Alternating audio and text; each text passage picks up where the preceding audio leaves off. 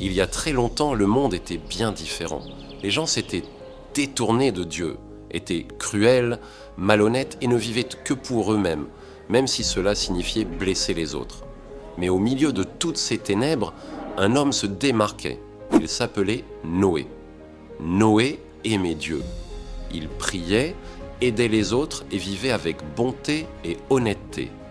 Même si personne autour de lui ne le faisait, tandis que le reste du monde ignorait Dieu, Noé écoutait et obéissait. Un jour, Dieu regarda le monde et son cœur fut rempli de tristesse.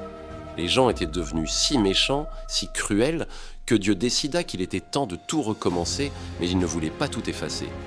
Il vit Noé et il eut un plan. Dieu parla à Noé et lui dit « Construis un grand bateau, une immense arche.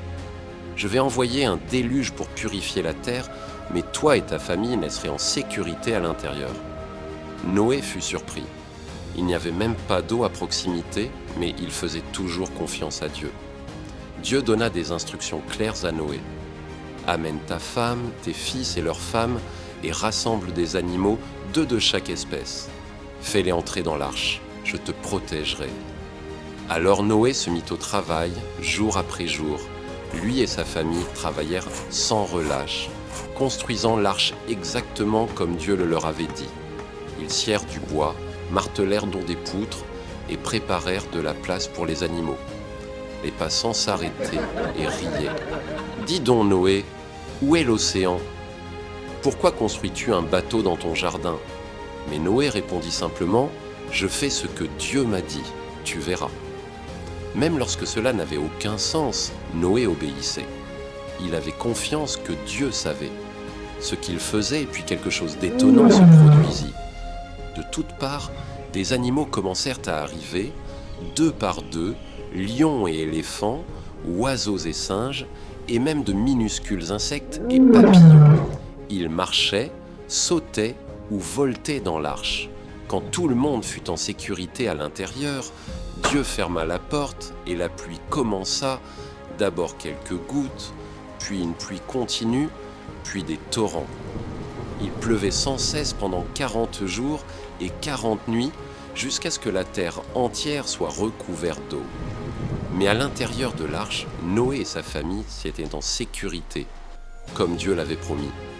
Ils priaient ensemble et attendaient patiemment, confiants que Dieu les aiderait à s'en sortir. Finalement, la pluie cessa, le ciel s'éclaircit et lentement les eaux commencèrent à baisser. L'arche s'immobilisa au sommet d'une montagne. Après de nombreux jours, Noé envoya une colombe. La première fois, elle revint sans rien, mais la deuxième fois, elle revint avec une feuille verte fraîche dans son bec. La terre s'asséchait. Finalement, Dieu dit à Noé qu'il pouvait sortir en toute sécurité. Noé ouvrit les portes de l'arche, l'air frais et la lumière chaude du soleil entrèrent. Les animaux sortirent joyeux vers un monde nouveau. Noé regarda autour de lui la terre pure, le ciel lumineux, la beauté environnante, et il rendit grâce. Il construisit un autel et adora Dieu, et à cet instant Dieu fit une promesse. « Je ne déverserai plus jamais la terre entière. » Et pour sceller cette promesse, il plaça un magnifique arc-en-ciel dans le ciel, signe d'espoir, signe de son amour. Noé fit confiance à Dieu et lui obéit même si c'était difficile, même quand les gens riaient, même quand ils ne comprenaient pas, et c'est pour cela que Dieu le protégea. Parfois, nous ne comprenons pas ce que Dieu fait dans nos vies.